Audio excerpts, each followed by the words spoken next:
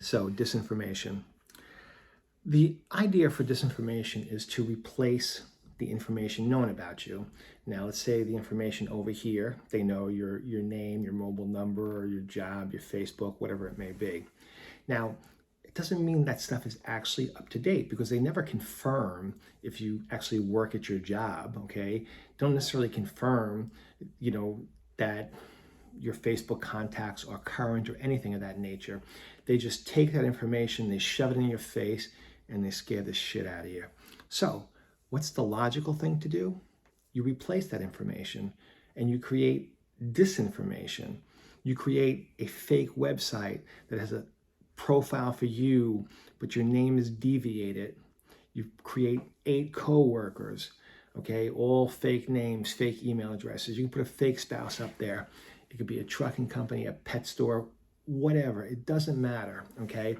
However, it's a tangible thing the blackmailers can extract contacts from, because in blackmail, that's the key, contacts.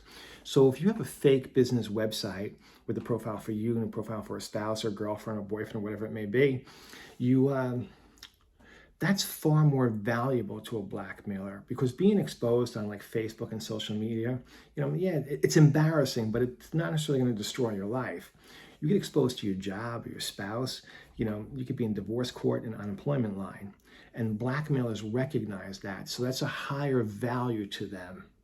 Now, the trick also is, the other piece of disinformation is you need a fake phone number, because sometimes blackmailers will contact you on Hangouts, Skype, your mobile number, WhatsApp, whatever it may be, okay?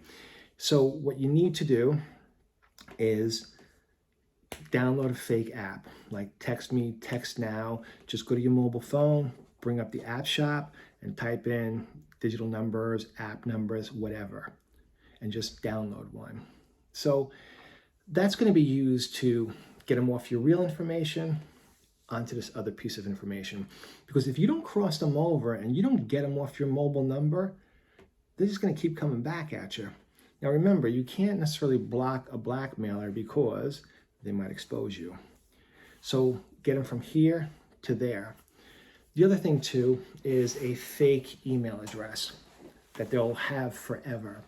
And the email address is in a deviated name, okay?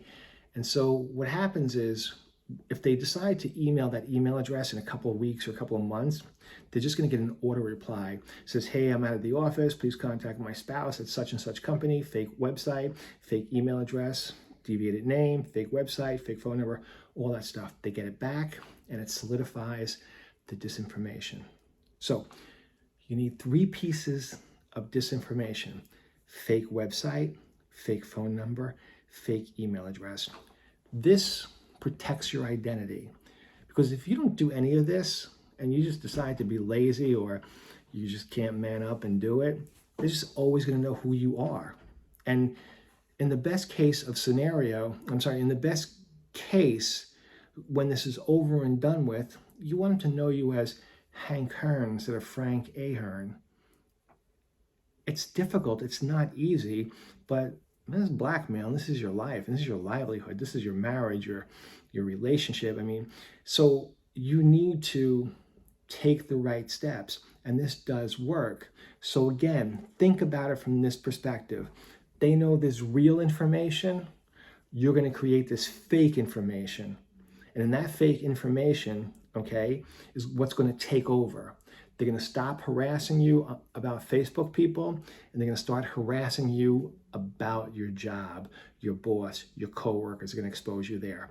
That is the best case scenario, because once they start doing that, you know you're in control and you know you're winning. So keep that in mind.